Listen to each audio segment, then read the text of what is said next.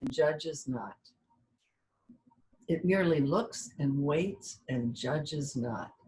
And I thought about all the turmoil things that my mind could get hooked up into.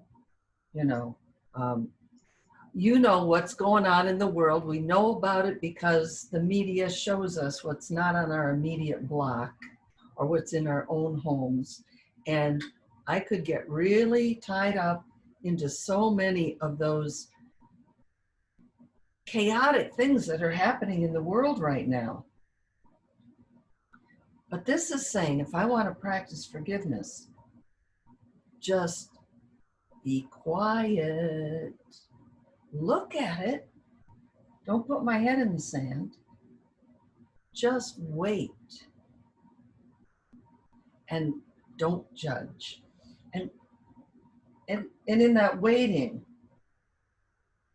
peace comes. And then I might be told to do something or not. But my vibe goes out into the world. So let me see if this is an example of what you're talking about. So my son lives in Minneapolis. Mm-hmm. They have a business that they had, is a very successful business, but now it's in trouble because of the pandemic. There's a really increase of crime. It's in Minneapolis. All the social justice issues come up. These are all the things that when I think about my son, yeah, I have anxiety about them and I worry about what's going on with him, right? Yep. And what this is saying, okay, fine, that's how you see it, but set that aside for a moment. Yeah. And let your judgment of that situation, just suspend it for a moment. Suspend judgment. Just for a moment, right? And say, don't analyze the situation. Don't try and think about all the solutions of that. Just recognize I'm always making a choice about how to see myself. And either I'm a body or I'm as God created me. Now, we can't see that that is the real decision, but what we can see is I have guilt and shame in my mind, and I don't feel good about that. Mm. It's like when I think about my son and the problems he's having, I'm partly invested in that. Like if I'd have been a better father, maybe it would be, see, I'm just thinking about me. I'm not really thinking about him. Right. And I'm trying to analyze the situation. And then if I somehow analyze it correctly, then I'm going to have peace. And this is saying, just drop your judgments for a moment. Right. And let the forgiveness that God has for you, the answer to that specific problem, let that heal your mind in a moment. Right. And then from peace, I can be guided to how to deal with it. Yeah. You made it so in the fifth paragraph of that, what is forgiveness? It says, do nothing then. So that's wait, look at the situation, wait, and don't judge. Then it says in 5, do nothing then, and let forgiveness show you what to do. Let a new mindset show you what to do. A healed mind at that moment. Yeah. I'm healed. I'm aware of the healing that really is just there already, Right. given by love. Right. I'm just becoming aware of it now. It goes all the way back to the earliest lessons. I want to see this differently. Yeah. Above all else, I want to see this differently. Mm-hmm. Yep. And that puts us in a framework for forgiveness. Yep. Forgiveness is like peace around a situation.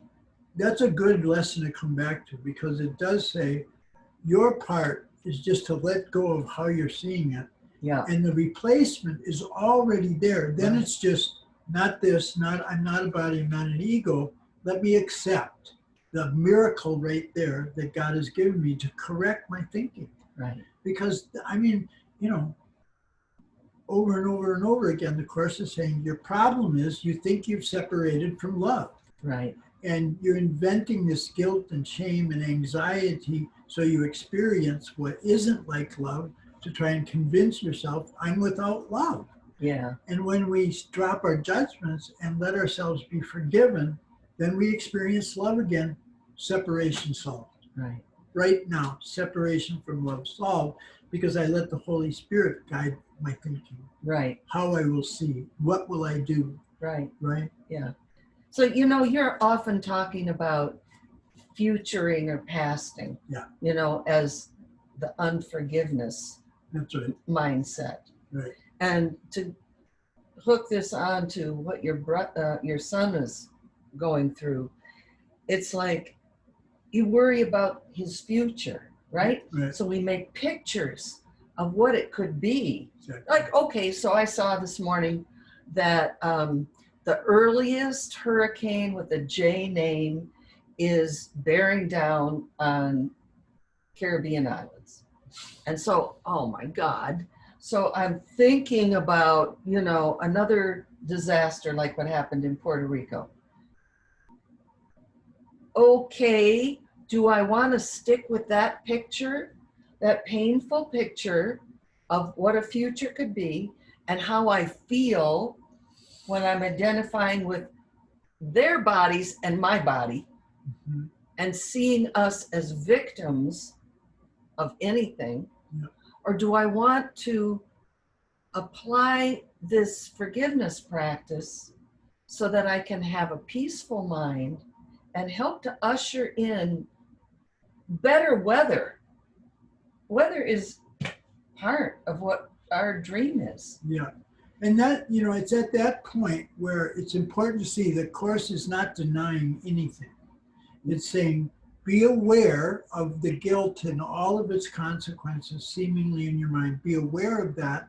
Don't deny its presence or its outcome. Deny its reality. And that's what we're doing moment to moment. This can't be true because I am as God created me. And so are they. And so are they. And I just need to accept them in faith at the beginning that fear, anxiety, all of these preoccupations, that's not part of love. Right. That's just this invention to put me in guilt, to put me in fear, to put me in this. And if I just say, I do not like the way I feel, I recognize I'm limited right now in how I see things and I need help, Right. then the help comes right now. Love Yeah. does not wait to heal this. Right.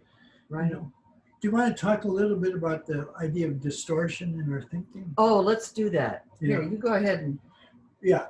So that was something you brought up this morning. Yeah. It's being on your mind. Yeah. So in this first paragraph, it's saying to us again that this healing of guilt and sin, this idea of it, what it's really doing is canceling a false idea about who we are. So again, when we're healing that sense of guilt or fear, we're actually healing the sense of self that we have at that moment, right? And okay, so let's bring this up so that it's not like just theory. Let's bring this down to Jesus. So when he was on earth, he said, all these things I do, you will do and more. And in the Course, he's telling us he's just our elder brother. He's not different from us. And he's repeatedly trying to get us to recognize we are what he is. And we think, oh no, that can't be, only because we're identified with the body's history. And he's really encouraging us big time to grow into our Christhood. And that's the truth. So when he was on earth, he was really seeing that fully. We're seeing it in glimpses, but he's saying, make that your whole life. Right. Not only for yourself, but for everyone else. Right. But I just want to focus on this first paragraph where forgiveness is not just healing these uncomfortable feelings. It's healing this incorrect idea about who I think I am. That's what I was trying to get to. Right, Yeah. I know. So again, it comes back to the simple choice. Am I a body or am I free?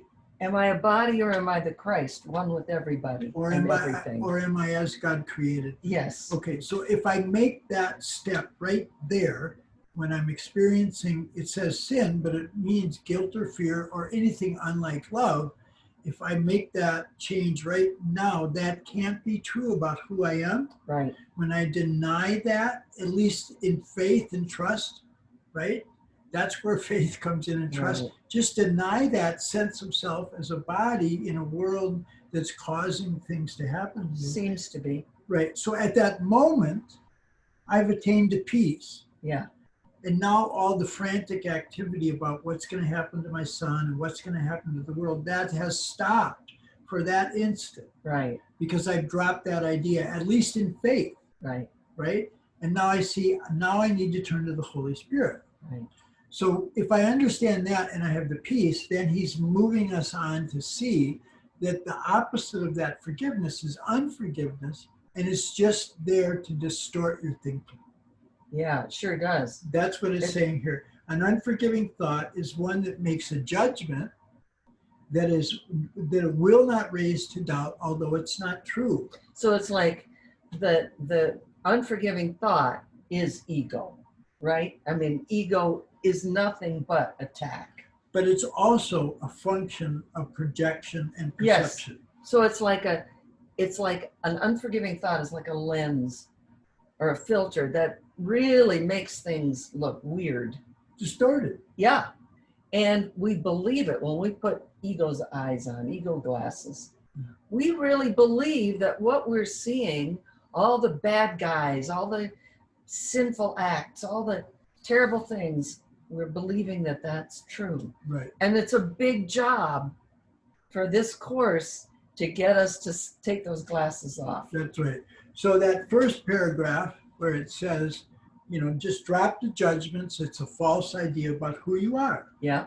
All right. So then I have peace. Uh-huh. And now I'm watching unforgiving thoughts that are distortions. An unforgiving thought is one that makes a judgment. An unforgiving thought does many things in frantic action. So it's just saying once the conflicts that I seem to experience in life seem to be conflicts with the world and others, and even with my own body. And weather, everything. Whatever it is. And the Course is saying these are just conflicts inside of me. Right. These ideas about I can be a self and I can experience guilt. No, if you're experiencing yourself, you're experiencing forgiveness. Right. So it's just showing us now, watch for the unforgiving thoughts. They're distortions in judgment. Well, of course I have to think about what could go wrong with my son because I'm the one who's going to save him. Of course I have to think about how to solve that. My identity is rooted in that. You being a hero. Right. Yeah. But now I know that's distorted thinking. Right. Because I don't have peace in that. Right. Right. So that whole idea of self, while you were talking, I thought about this is an important part of this. The mind of the sonship is who we are. Yeah. So where is the body? It's in that mind. Concept of self. It's a concept of self. So it's not that, like, neuroscience wants us to think that our mind is our brain. Therefore, our mind is in our body. Yeah. But if we are eternal beings, and you can come to that any way you want, but I accept that I'm an eternal being. I am one with the mind of God, with the mind of the Christ. And this body is a thought in that mind. Mm-hmm. So my mind is not here. The body, including the brain, is in the mind. And that, of course, is a gigantic shift. But we do this shift by stopping, looking, waiting, and judging not. Yeah, so if I just recognize in faith that really what's going on is an unforgiving thought, whether I'm applying it to myself or to somebody else. Yeah. Mm-hmm. If I understand that in faith, then I can be still at that moment and turn to love to have that guide me at that moment. But as long as if I recognize this seeming concern about my son, and I do love him, and of course I should be concerned with him. Well, but this kind of concern is I'm standing on the wrong place because I'm standing on myself as a body at that moment. Right? And him as a body. Right. So here's what it's saying again and again, is just recognize if you're upset, it's because you made a judgment. A judgment about what? About who I think I am. Right? And that I can change in the moment. So then I'm watching for this distorted thinking. In frantic action, an unforgiving thought does many things. In frantic action, it pursues its goal, twisting and overturning what it sees as interfering with its chosen path. They've got to be responsible for what's going on with me. It's because of my son's situation that I don't feel peace. Right. That's Right. what we're doing that so knee jerk. Right. I mean, until we really take the reins of our own destiny, the ego is the default program. Right. And it's just like a program on a computer. You open it up, if it's a default program, that's what you're going to see first, and you have to make a decision to choose another program. Yeah. Default's really good. But now that we're standing in the place of peace, because I've traded in my judgments for forgiveness, then I see I don't have to analyze the situation between me and my son. I can just say, I don't like the way I feel. Yeah. I do not like the way I feel. And give me another way to feel. Give me another way to see this. Well, when we begin to see how powerful it is, our sense of how we feel, yeah, then we're getting in touch with the real power of the mind. Of the mind and decision, yes. Right. So so this distortion has a purpose, the means by which it would accomplish it. It's just distorting your thinking, right? I need to stop that analyzing at that moment and just recognize I'm just distorted in my thinking. I want another outcome. I recognize it's coming from judgment. Let forgiveness still my mind, yeah, and then I can be guided by love. Right. Right? Yep.